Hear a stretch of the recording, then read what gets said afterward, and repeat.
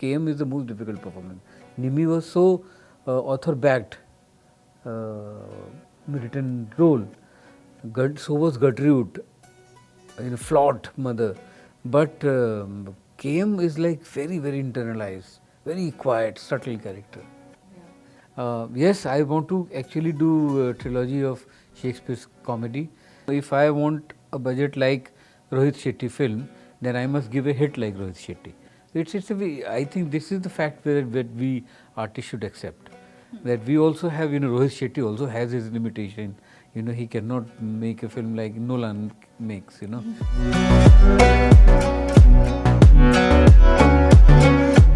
So Vishal ji, we are so excited that after 5 years you are back with a feature film. Yeah.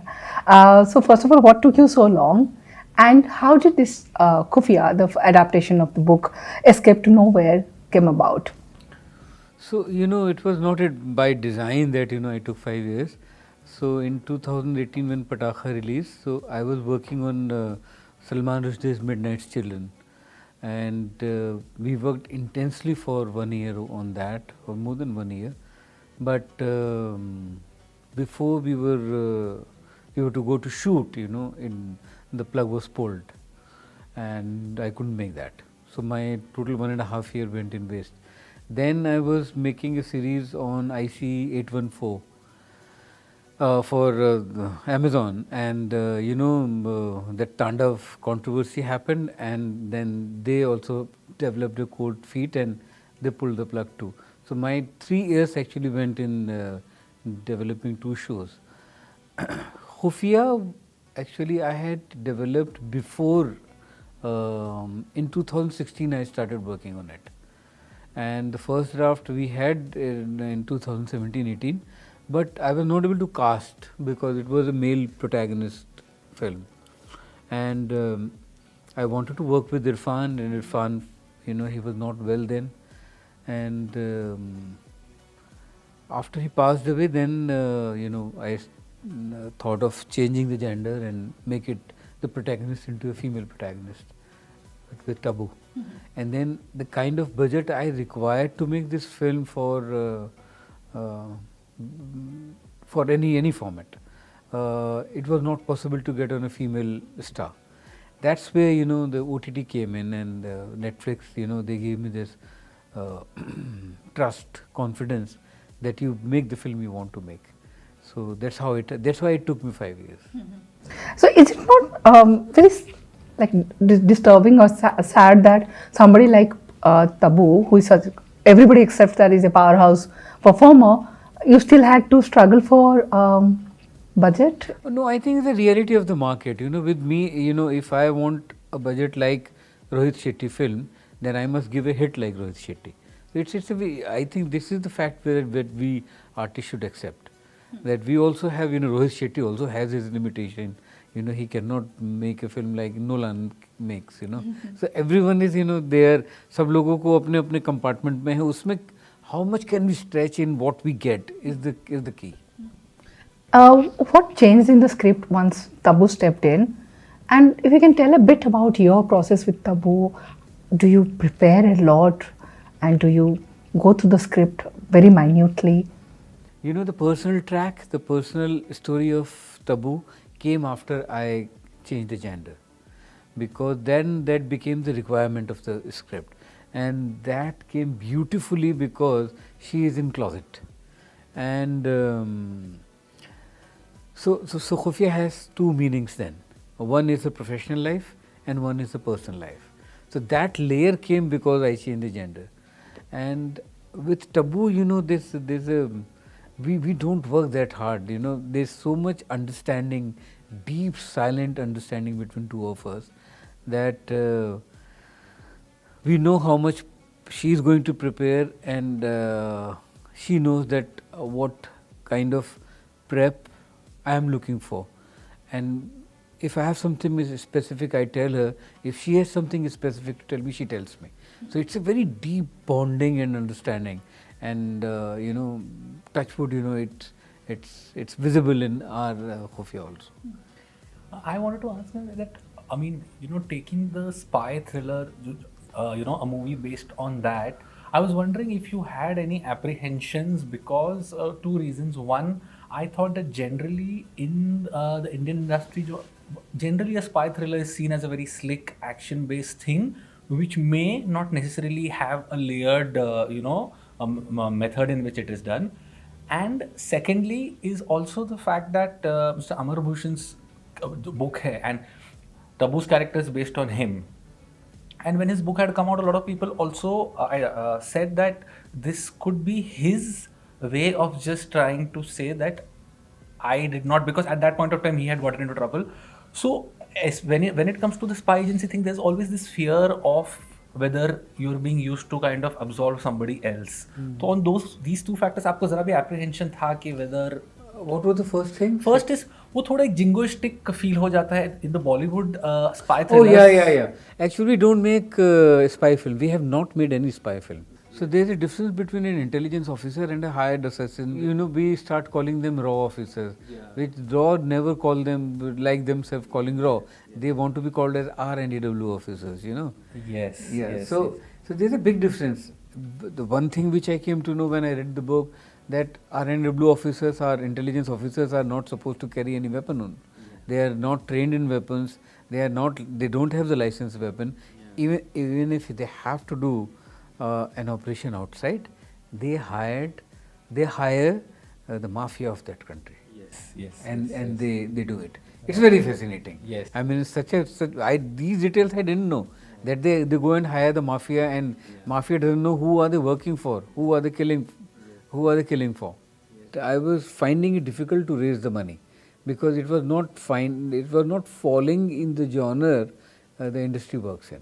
Actually, in the intelligence world, you actually cannot know what the real truth is. Yes, absolutely. Because both sides, even the person who is, the traitor, which I tried to bring in this, the person who is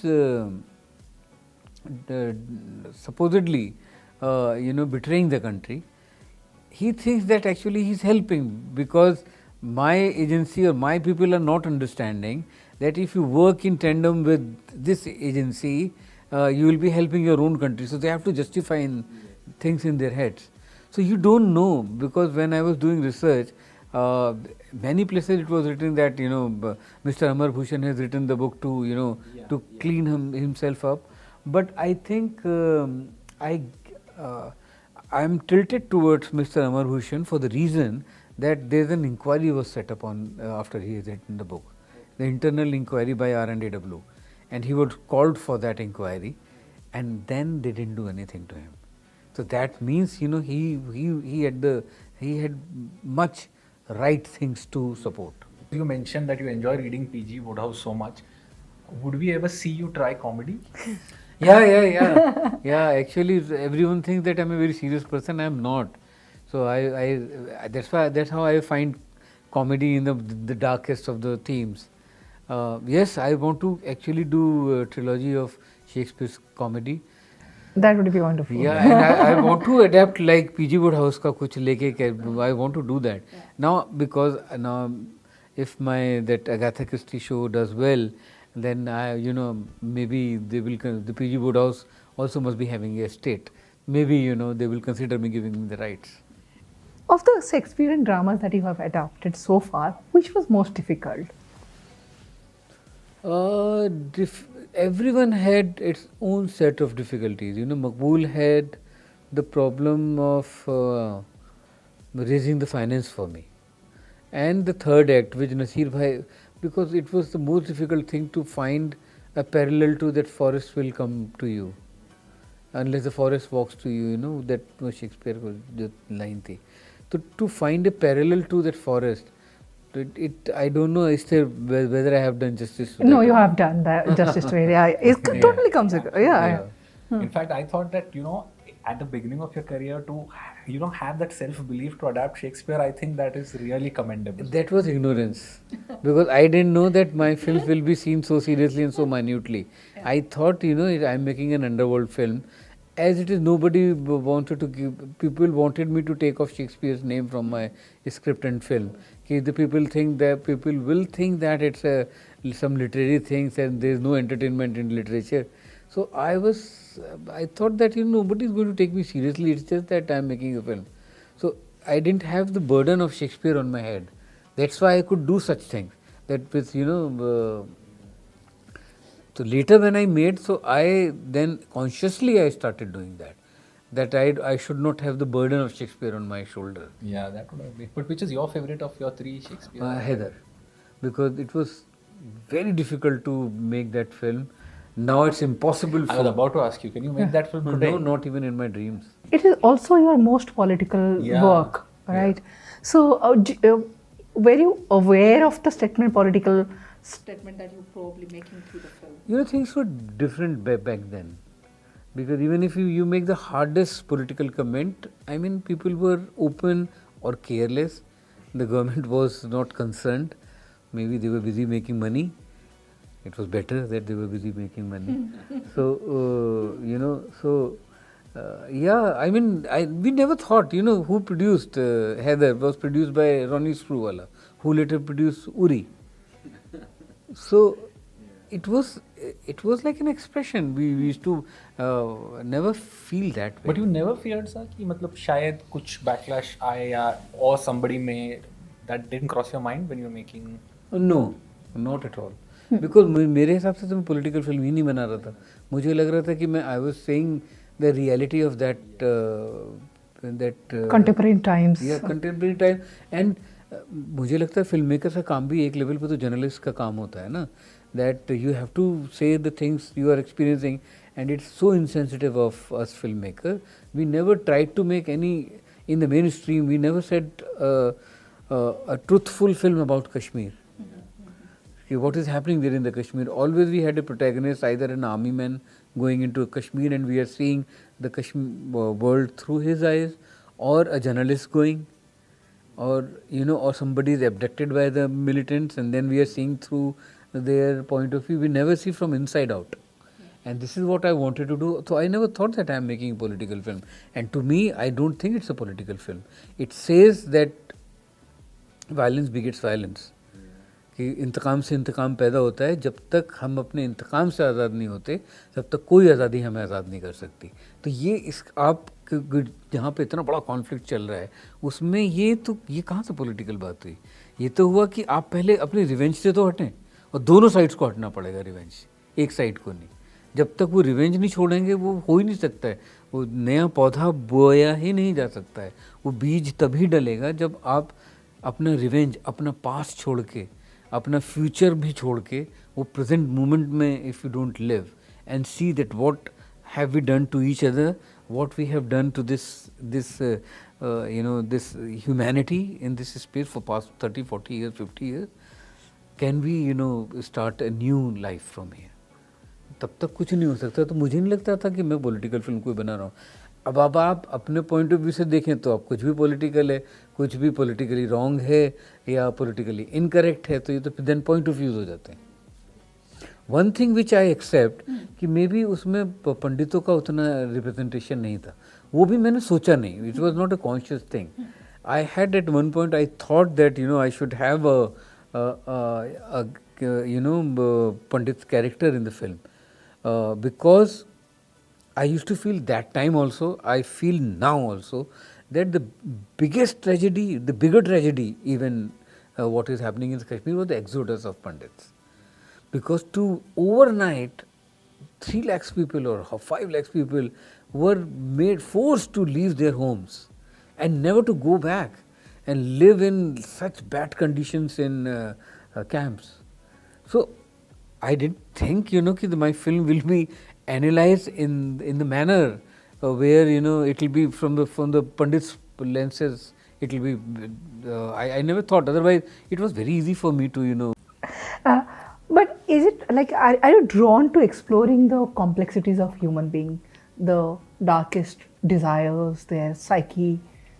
Is that something draws you? Because that's what you do in Maqbool, in other films also. Everyone has their childhood traumas. Everyone has their secrets which you have not shared with anyone. So, वो जब आप जाके scratch करके कुरेदते हैं and explore करते हैं, तो उसमें बहुत सारी चीज़ें मिलती हैं.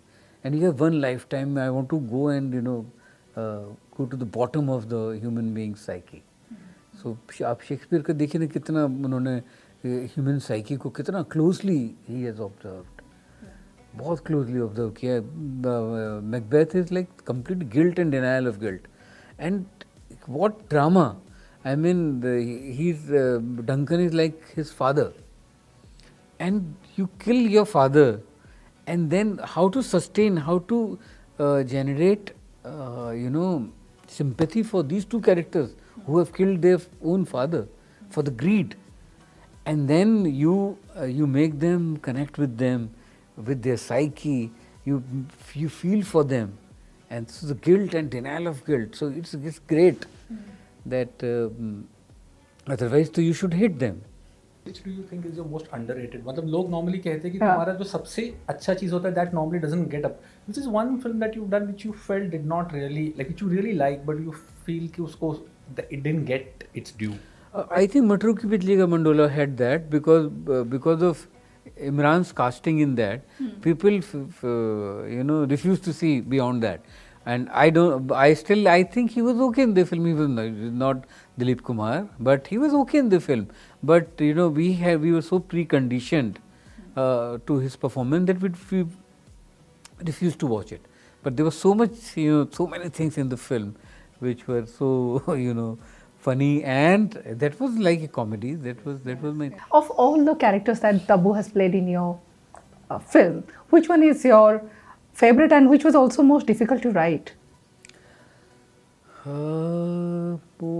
Favorite is my thing is Gertrude Ghazala, and most difficult to write was Nimi, and most difficult to play was KM, because it's such an internal performance of Tabu, because she's so much inside. She can't express herself because of her profession, and she can't share things.